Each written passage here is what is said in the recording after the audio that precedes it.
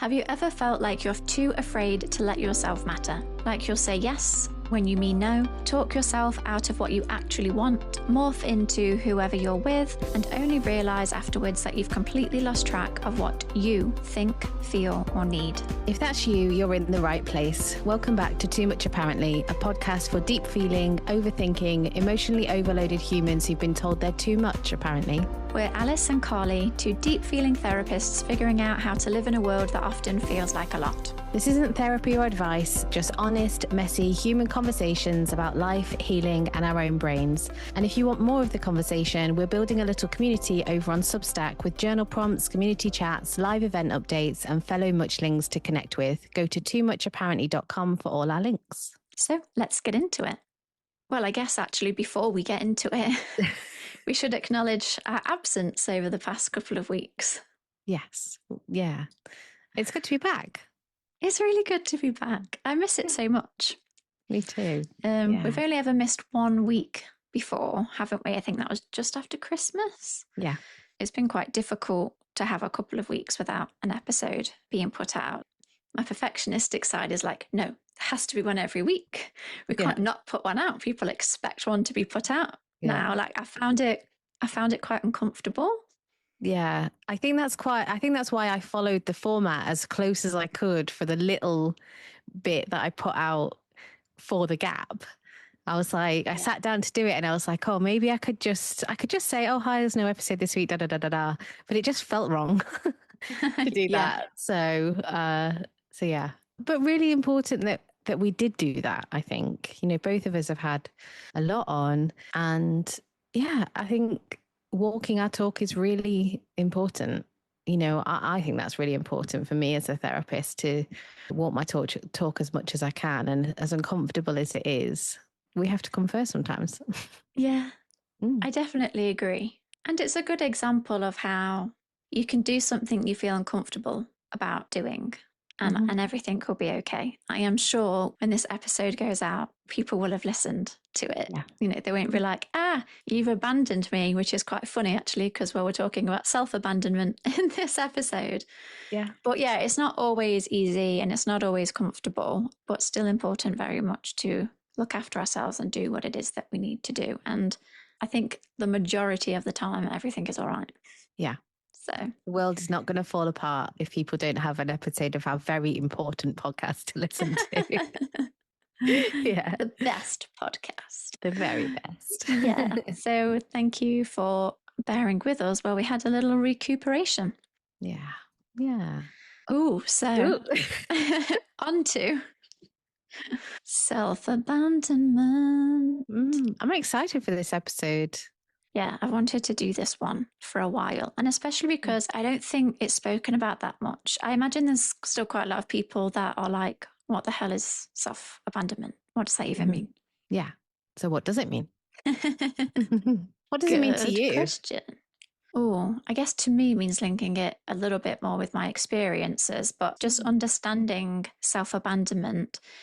Everyone will self-abandon sometimes.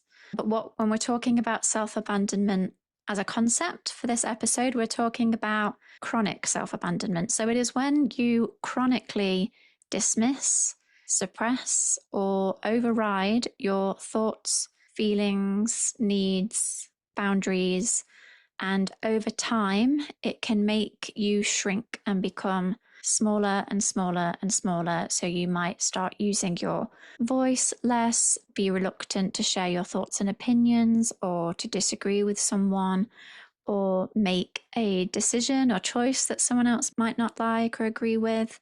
So it's just a repeated pattern of putting your wants, needs, and feelings to the side in order to stay safe. That was a really good summary.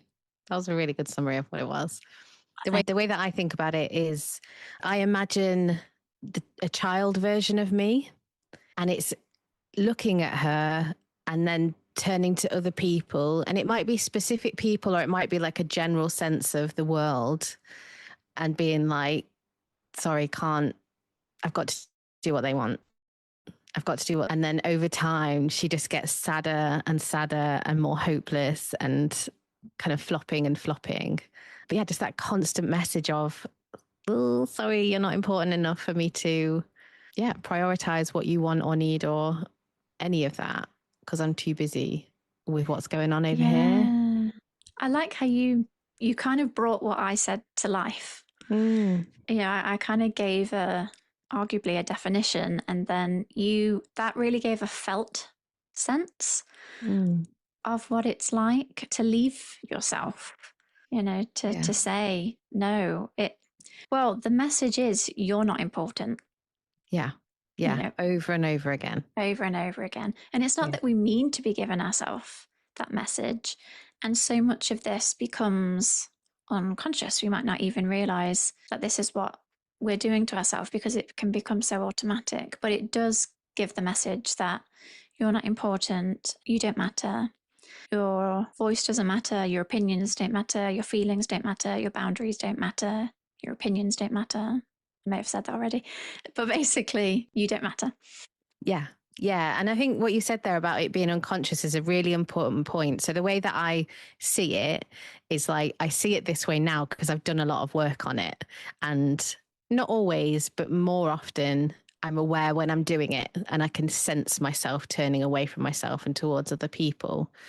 But I don't think it is that way for the vast majority of people that struggle with this. It just wouldn't even occur to them to consider themselves because they've trained themselves or have been trained by other people for so long to not even consider themselves. Yeah. Yes. Yeah, absolutely. So knowing that it might be quite a while before people begin to recognize that, oh, this is what I do. I didn't even realize that I did this. Mm, And then you really can start to see it popping up in so many different areas. And I think that's why maybe people haven't really heard of or understood the concept of self abandonment because, mm, well, actually, people tend to talk about self abandonment a lot. They're just not calling it self abandonment. yeah. So, if we take people pleasing, a lot of people have heard now about people pleasing, but so Yeah. much of people pleasing is self abandonment. It's just one Yeah. type of self abandonment, and there's lots of different types. So, people might have heard of like the broader themes and the way you can see it playing out behaviorally, Mm. but less so about one of the themes linking all of those things together is chronic self abandonment. Yeah. And people pleasing is such a nice sounding term, isn't it? Whereas self abandonment, I think, is more confronting. Like with Yeah. people pleasing, you can be like, oh, I'm such a people pleaser. I'm such a nice person. I do all these nice things to please people. With self abandonment, it's like, whoa. Yeah. Oh, I'm a self abandoner. Yeah. Yeah. Yeah. It's Doesn't sound hard. so cutesy. It doesn't. It doesn't. Oh, I I'd have think that's thought. important though. Like the fact that it's quite hard hitting Yeah. is like people pleasing can sound a bit cutesy, like you say, oh, I'm just a people pleaser. Mm, That brought to mind that song then. People, people, people pleaser. I think it goes like that. Anyway, but the reality is the impact is huge. It has yeah. such a big impact on our confidence, on our self esteem, on our self worth, than the things that we feel we can do in life, and it might limit our life. So, yeah, if self abandonment sounds a bit strong or a bit serious, maybe that's because it is. It is. Yeah. It really is. Yeah. Yeah. It does have a huge impact, really far reaching. Like, as you were saying that, I'm like, can you even be emotionally healthy and repeatedly self abandon? I don't think you can. I don't think you can. I think, yeah, the phrase you have to be on your own side. Like, life is hard. You have to be on your own side to feel well. So yeah. Do you have a like specific moment or anything where you became aware that you were doing this? Like how did you know that you did this? Oh, that's a good question. I don't know that there was a specific aha moment, Mm, where something happened and it clicked into place. I think it was more like micro interactions, being a bit more tuned into myself and being aware of micro interactions, almost everyday mm, interactions. It mm, kind of feels like you might expect the answer to that question to be like, oh, let me tell you this story. And this is what happened. And then I realized it. mm, Whereas actually, my answer's well, I was going to say, well, actually, my answer is a bit boring, but I mean, it's not actually grand. It is literally like micro interactions on a day-to-day basis that build this up. So I just started to notice when I was silencing myself, Mm, when I had a thought about something and I didn't say the thought, when I had an opinion on something and I didn't share my opinion, when I did have a preference and I said, I don't really mind, when a friend did something that bothered me and I just stayed silent mm, about it, or times when I've had a gut instinct about something and I've ignored my gut and mm, gone with something else, mm, and I didn't listen to what my own body was telling me. mm, So I think that there can be bigger moments, but I think maybe the reason why it gets so unconscious is because they're just little quiet, small interactions repeatedly, daily, mm. over a long period of time. And Yeah. only when we start to be more tuned in to our day-to-day experience, I think, can we spot that. Yeah. Yeah. I do have a specific moment, and it was quite early in my therapy journey. So I think I must have been 23 or something. And I just remember my therapist at the time saying to me, you don't always have to do what your mum wants you to do. And it was like a proper, like, mind blown moment. Mm, Like in a few different ways, because one, I didn't really think of myself. I think I've spoken about this before. I didn't really think of myself as a people pleaser or as like, yeah, doing what my mum wanted. But also, it wasn't presented in a like, oh, just, disregard everybody, disregard your mum and do whatever you want. It was, it was like a gentle, like, you are allowed to have an opinion too. yeah. You can have your own say about things. You can have a different perspective. But yeah, that was like, wow. And of course, like you say, it has also been built up of so many moments of, I think particularly what you said about ignoring your gut. And I pulled a face when you when you said that, because I was just like, oh yeah, that awful feeling of like you knew it in your gut and you didn't listen. And yeah, yeah, I know that one. Yeah. Oh, Mm, it's nice hearing your story that you have a bigger example. And I mm, suppose in therapy, that was someone pointing it out to you, yeah. and then you suddenly realizing, like, oh, is this what I'm doing, and is that really okay? Mm, But yeah, I think the one about ignoring your gut is important because self-abandonment erodes your sense of trust in yourself. absolutely. Yeah. So you start to doubt everything. You start to then doubt your thoughts, your feelings, your opinions, Mm, and you doubt what your gut is telling you. You start to question everything hmm, because if you become out of touch with those things, mm, you start to lose sense of who even am I? What do mm, I think? What do mm, I feel? What do I believe in? mm, So I think long-term self-abandonment is linked quite a lot with confusion around identity and mm. what do I even like? Yeah. Yeah. And I think that can be really distressing that, when I get people that come into therapy and they feel like they don't know who they are and they don't even know what they like, they don't even know what food they like, what TV they want to watch. They've really lost that connection to who they are.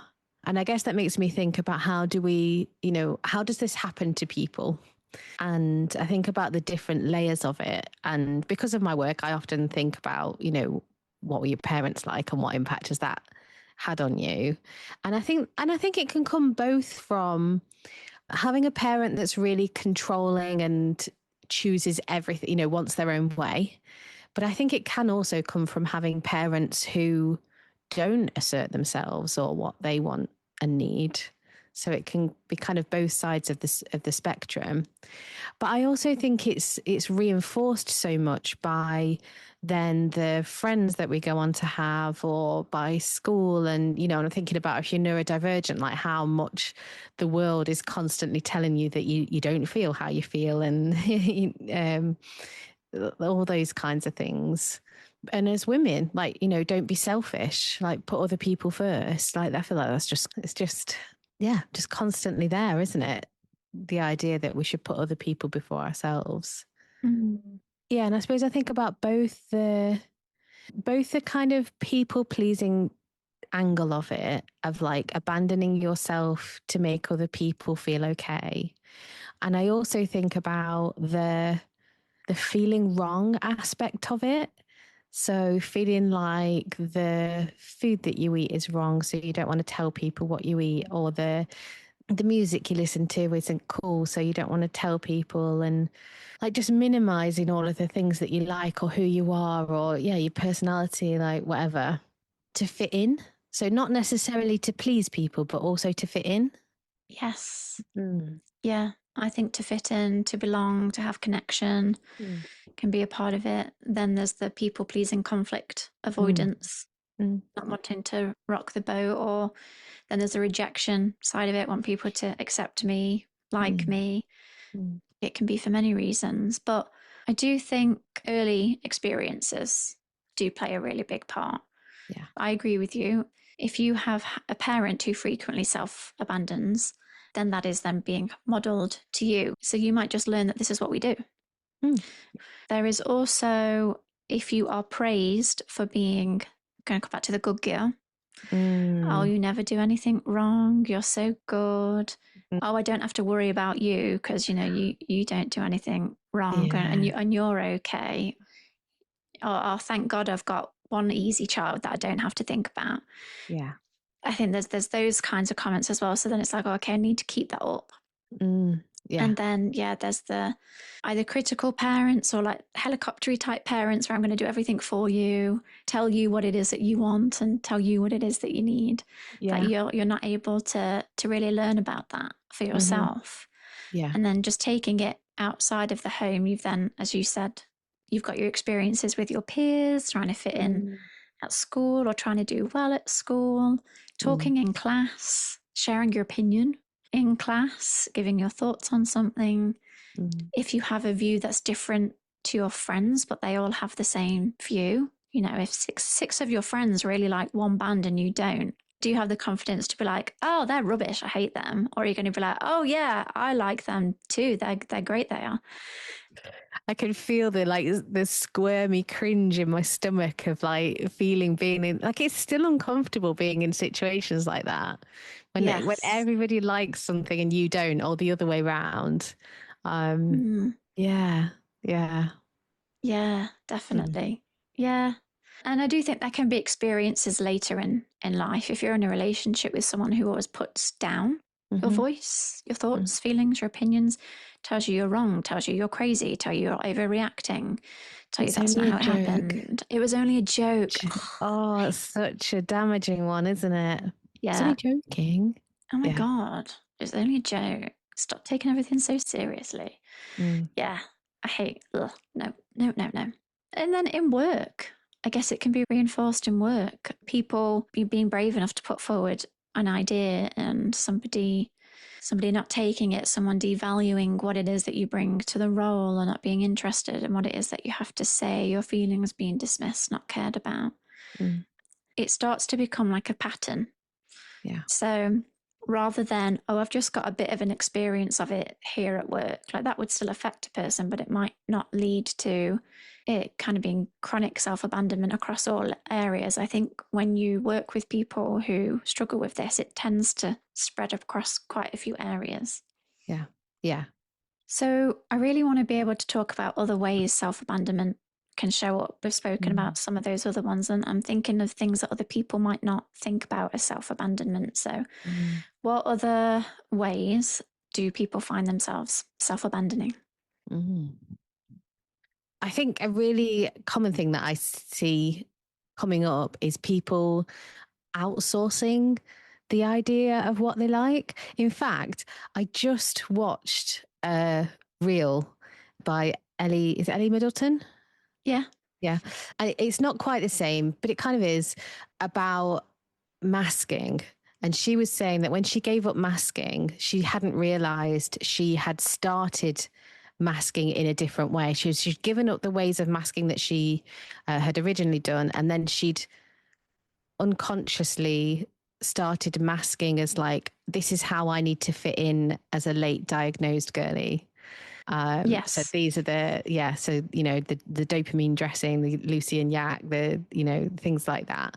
And it just made me think about like, how much do people go on social media and look outside of themselves for what am I supposed to be wearing, or what am I supposed to be listening to, or what am I supposed to be watching or reading, or whatever else. And I guess the same with AI as well, that this is increasingly coming into my practice of people checking with ChatGPT or Claude of like, of being unsure about something, not trusting themselves, and just checking it out and checking it out and checking it out. Do you see Yeah. that as well? Yes. Yeah. Yeah. And have had to catch myself Oh, yeah. from doing it too. Mm-hmm. I'm kind of on a hiatus because I thought this is not healthy. This is not good. But you're right. It's rather than you start to trust what Google says or your partner says or AI says or the internet in general says over your own instincts, your own feelings. Even experts, like I think this is another area that it comes up. So parenting accounts, there are so many parenting accounts telling you all the time how to parent, do it this way, that way, the other. I feel like if you're neurodivergent, it's even worse. It's like, here's this fix and this hack and this cure and this whatever. And I think it could just completely make you lose trust in yourself. And yeah, so there's that, rather than turning to yourself and thinking like, right, okay, I know my child best, myself best, or whatever. It's that looking to others to find the answer for you, Mm-hmm. and then being confused when it doesn't feel right. Yes, yeah. Mm. Or if it doesn't feel right, you tell yourself, well, I must be wrong. Yes. Yeah, exactly that. Mm, Exactly that. yeah, Yeah. Yeah, like why does nothing work for me? yeah, Mm. yeah. So you kept saying there, oh, music I'm supposed to like. And that made me think of shoulds. And we all like live to certain shoulds, certain rules for living that we've picked up from other people. But if we find ourselves living to lives like, oh, I should want children, I should want marriage, I should travel, I should exercise, I should meditate, Mm. whatever we're saying, we're going by what we feel we should be doing rather than saying, do I actually want this though? Yeah. Is this something that I actually want or just feel like I should want? Mm. And many people can find themselves actually going along with things like getting married that if they were in tune with themselves, that maybe they wouldn't have even have wanted to have done. Absolutely, absolutely. Like the majority of people I work with are university leavers who have come out of university, they've done the whole school system, they've worked really hard, they've done the grades, they've got a good degree, they're probably in a good job, and then it's like, but I don't feel good, and I don't feel like myself, and I don't know who I am. And so often it's like there's been no conversation about whether they want to go to university or what course they want to do or what job they want to do or anything. It's just this narrow, I think of it as like a narrow middle class path of, Sure. Yes. you work hard at school, you get a good job, you get married, you have children, you die. Yes. Yeah, and almost Yes. just bringing in this idea of what do I want to do. I think this is where when I said about my therapist saying, you don't always have to do what your mum wants to do, is kind of where she was coming from. It's like, yeah, it just doesn't occur to people. It just didn't occur to me that I could have a say in my own life. It was never like Yes. that concept was never even put in front of me. Yeah. Yeah. I think that's a really important one. Definitely. Mm. Another one that's just come into my mind because it's one that relates a lot to me and is Mm-hmm. something I noticed and have wanted to work on is self abandonment by not advocating for yourself. Ooh, yeah. Yeah, and that can show up in so many different ways. So you order a meal and it comes out cold, but your needs don't really matter. You don't want to upset the waiter, you don't want to upset the chef, you don't want to upset the restaurant, you don't want to cause a fuss, so you don't send the I food back. still, I still hate that one. Yeah, I really, I do that now. But yeah, not asking for help, just accepting poor service, accepting if someone's rude to you mm, or dismissive of you, struggling to advocate for yourself in health services, just being mm, able to say, excuse me, hang on a minute, this isn't right. I'm mm, not okay with this. yeah, yeah, And whether that's with another person or with a service or anything else, mm, it's you're not okay about something, but you just suffer in silence. yeah. It feels easier.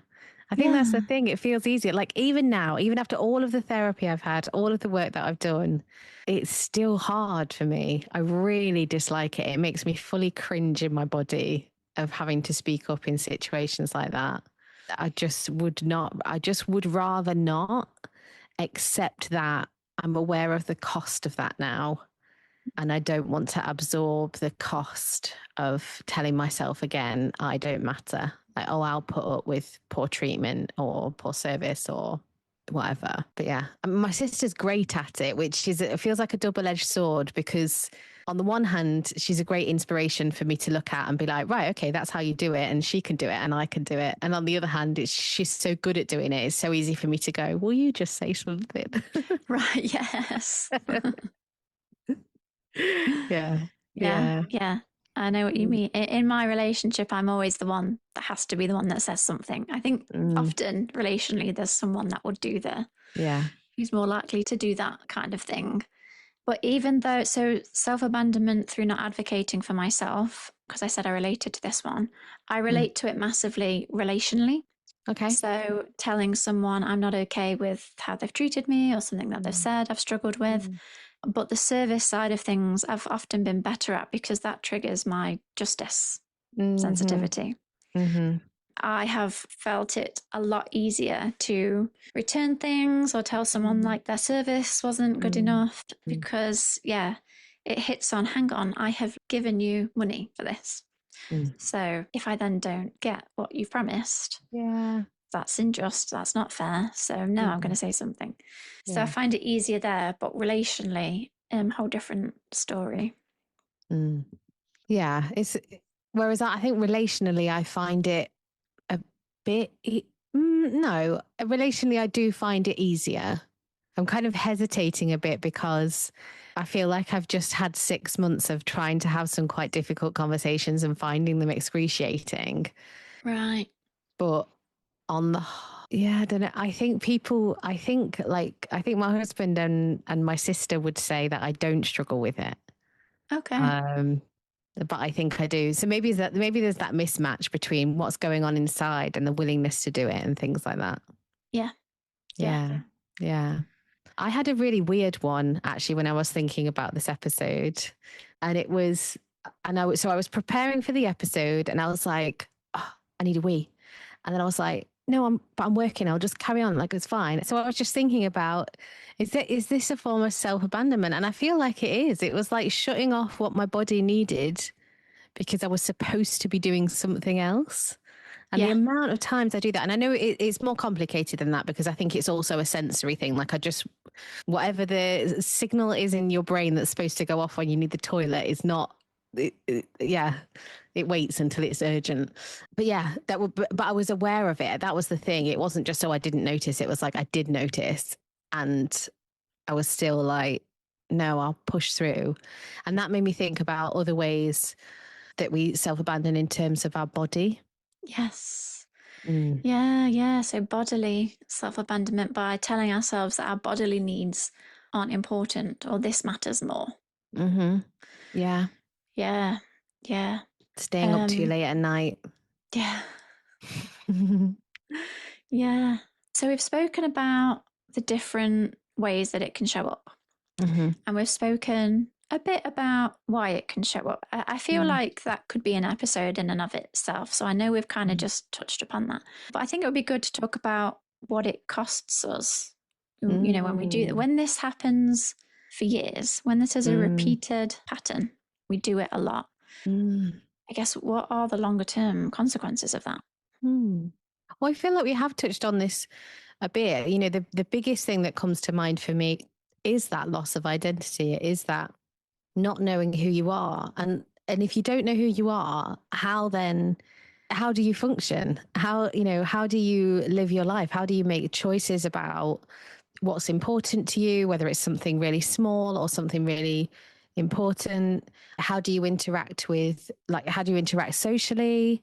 Like, that was a massive thing for me. I feel like it's less so now, but certainly in the past, it was like I didn't even feel like I could put myself out there to meet people or make friends or let anyone get to know me, because if they asked me like some basic questions, I just wouldn't really know how to answer them, or I'd just feel so awkward.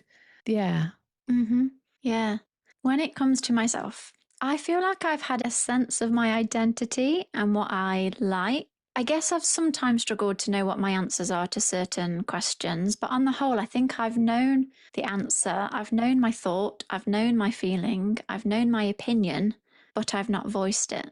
Mm. And so I think another cost is then self criticism, Yeah. because when in your head, you know what your opinion is, Mm.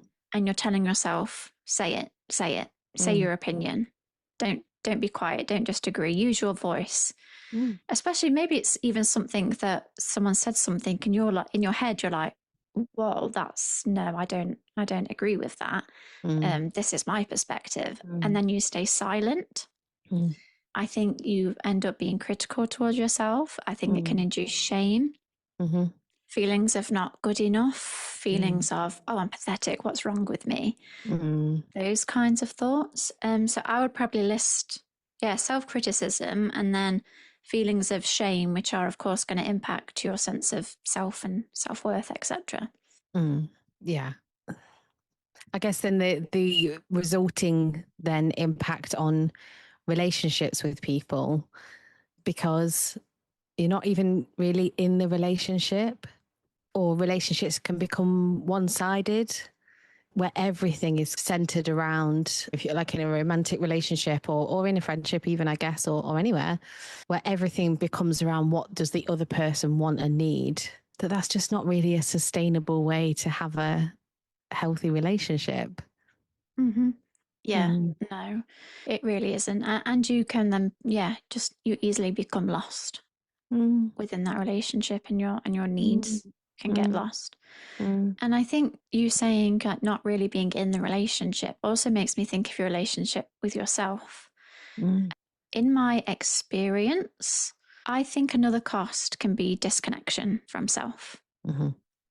but in a way that's really felt. So it's one thing to not really have much of a sense of who am I really, and what do I like or not like. But when you feel totally disconnected from yourself, shut off, not really in your own body, Mm. it can almost just lead to a chronic state of disconnection. And that's going to lead to all sorts of other things, especially things like depression and anxiety and difficulty maintaining relationships and things like that. But to Mm. be so fundamentally cut off from yourself. Yeah, Yeah. I think it's huge. I mean, yeah, I suppose it's quite it's simple for me to say, like, not really having a sense of who you are or not knowing what you like, but I think the internal reality of that is, it can feel like you're existing in a void, can feel like you don't even exist. I think Yeah. for some people, yeah, just the image that popped into my head when you were saying it is like yourself as an anchor, and if you don't have that anchor, yeah, like what are you organizing your life around, or any of your interactions with anybody? It's a really, it's terrifying. People don't come to me and say like, oh, I don't really know who I am and I'd like to find out. It's like they're really deeply distressed by it. Mm-hmm.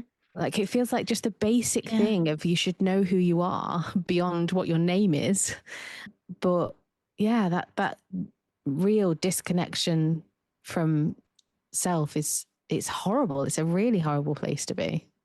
Especially because I think you said, when things cannot feel real, I think then it can lead to dissociation. Mm. If you've been disconnected from yourself for such a long time, then the stages that can follow in order to cope and be in the world are to just totally dissociate from the world.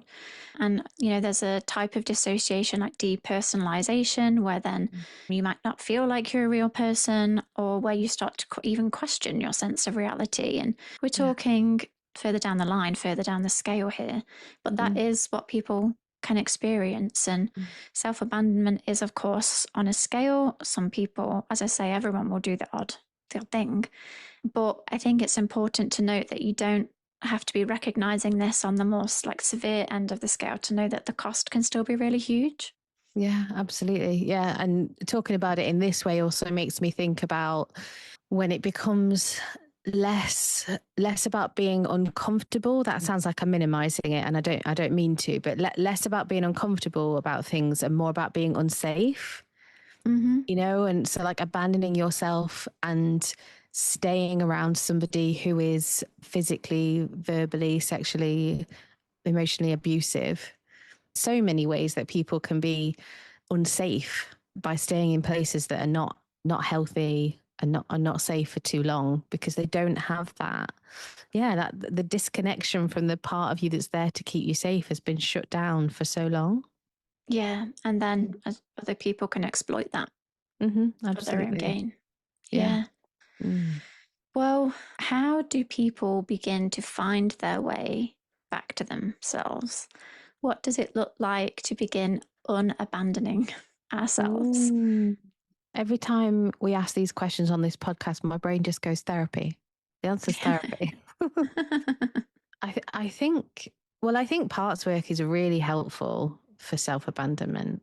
Is really starting to notice the tension between the part of you that is aware of your needs and the part of you that's choosing to do something else for some reason and getting curious about what's going on with each of those parts. But I feel like even as I'm saying that, like I'm a step ahead. It's like, how do you even start to notice that you are self abandoning at all? And I think for some people, it's going to require somebody else saying something. Because if you've grown up in an environment where people self abandon over and over again, then that will just be normal for you. Mm-hmm. Yes. Yeah. Sometimes it does take someone else pointing it out, like they did for you. Yeah. And the other thing is, well, for anyone listening, if you're noticing yourself in some of the things that we're Mm, saying, mm, then it's just trying to bring that more into your awareness. I guess with anything, the starting point is get curious and take note. So think about the time that someone says, "Where would you like to go for lunch?" And you say, "Oh, I don't mind." mm, And is it that you genuinely aren't fussed? Is it that you don't have an answer because you wouldn't even know? And is it that you did have a preference, but you would never say it? mm, So, noticing when you do that, or if you find that you haven't shared your thought, you haven't shared your opinion, rather than just glossing over it, just compassionately, not in a judgy way, but mm, compassionately checking in with why did I feel like I couldn't share mm, then? And also, actually, follow on question, how do I feel about the fact that I stayed silent mm, in that moment? Does that feel mm. good that Yeah. I've stayed silent, or does that make me feel not so good? And there might be different parts of you that feel different ways about it. There might be part of you that feels like, phew, I didn't say anything and I didn't get in trouble and I didn't upset anybody and nobody thought I was stupid. And there might also be a quiet part of you that was like, oh, I didn't say anything again. And why can't I speak up? And where's my voice? And how come they can do it? And how come I can't do it? I think another part of this is about being curious about what the risks are, Mm, because I think if you have self abandoned a lot, if that's like your norm, and I think if you've seen people that, what's the opposite of self abandoning? Like that are just really entitled, I suppose, and take up a lot of space, then it can feel like the only options are self abandoning or being entitled and, yeah, taking up all the space. So I think it's really important to explore what's the space in between that. mm-hmm. And so what I often say to people is it's not about them first or me first. It's like, what about me as well? Like if you're thinking about just a really superficial example, what takeaway will we eat is, yeah, sure, think about what everybody else wants to eat and also throw your suggestion in the ring. It's like Yeah. me alongside everybody else. Yes. Yeah. I like that. It's just like, yeah, me too. Yeah. Yeah. I think people feel that way a lot about selfishness, that Yeah. people don't want to be selfish. So you're either selfish or you're not selfish, Mm, rather than, well, it's a spectrum. Nobody wants to be at the top end of being selfish in everything. That's just a selfish person. mm. But equally, there'd be huge consequences if you were constantly selfless. You wouldn't be able to live a life. Right. So we have to find balance, which means at times being selfish, and that is okay. That's not that then bad. Yeah. So yeah, with you saying kind of entitled, it kind of made me think of that as, oh, but if I say what I want, I'm being selfish.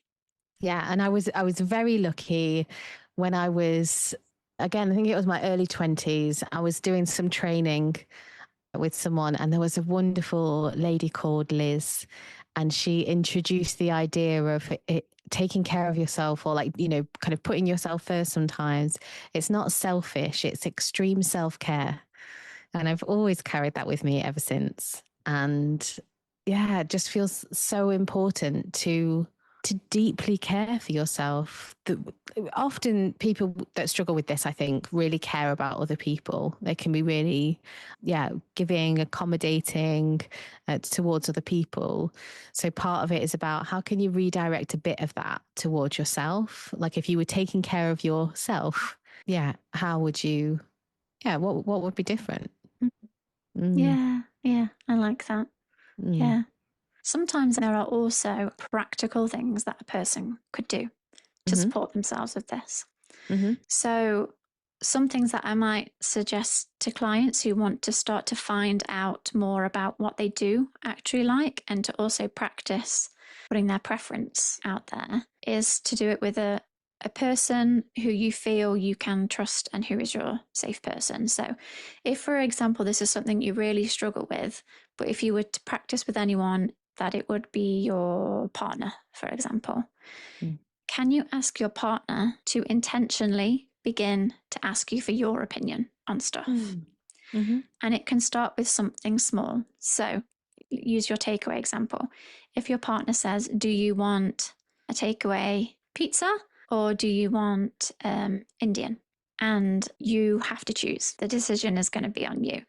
And sitting with the discomfort of that, because some people, really do need to claw it all the way back to the beginning and start small. yeah. So, if you make an agreement with your partner that they need Mm, to start asking you for your opinions on things, mm, it's, can you practice making a choice? And if you don't know, if you're stuck because you really don't know what your preference is, can you just choose anyway?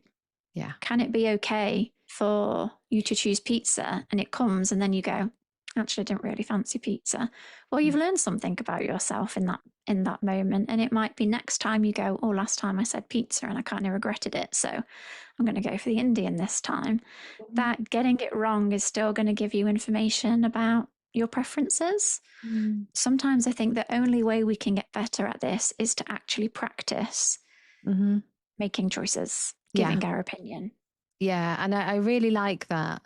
And as you're saying it, I'm thinking about people that don't have a safe person and how hard that is when you don't have a safe person at all. And I guess that made me think about where I go to then is micro acts of self care. So, what really small things can you do? Which makes me think about brushing my teeth and just it's not the brushing of your teeth that's important. It's I'm brushing my teeth because I matter. I think anything that gives you the message that you matter can help to turn this around. Yeah. Yeah, I I love guess that. I guess I guess you could do that even without a partner, can't you? Even if you live alone, you can try different things, and you can try different takeaways on your own, can't you? But Yeah, yeah, I guess you can. there's a piece there about the pressure to get it right as well. Yes. Yeah. Because there's a pressure to get it right for yourself, but with a partner, there'd be, oh, well, what if they don't like what I choose? But whether you're doing that with someone else or Mm, whether you're choosing a takeaway for yourself, yeah, it's, can I tolerate that I might have chosen wrong or it might not have been the preference of that person? yeah, And can that be okay? yeah, yeah. I feel like there's so much more that we could say on this episode, and I almost want to go back Yeah. through our plan and pull out 5 or 6 separate episodes for us to do, because it's such an important topic. But Yeah, we can good to come get back an to it for intro. sure. Yeah, definitely. If you ever felt like you're too afraid to let yourself matter, like you've said, honestly, whatever you want, so many times you've genuinely lost track of what you'd actually pick for dinner. Maybe that's not a sign you need to be even easier, even lower maintenance, even less. Maybe it's a sign you learned a long time ago that your needs were safest kept quiet, and that's worth starting to question now. Next time, we're diving into Too Particular About Everything for anyone who's ever felt like they're constantly trying to do life the right way and can't quite switch off the pressure to get everything just right. Before we go, we'd love you to come and join our Substack community, Too Much Apparently. It's a little community space for fellow muchlings where we share journal prompts for every episode, host community chats, and share early updates on new episodes and live events. If you'd like to stay connected between episodes, please go to our website, toomuchapparently.com, for more information and the links. And if this episode made you feel a bit less alone, subscribe, rate the podcast, and follow @TooMuchApparently on Instagram and TikTok. These small clicks help other sensitive humans find us. But for now, we'll leave you with this. What might change if you let one person see the version of you that actually needs something?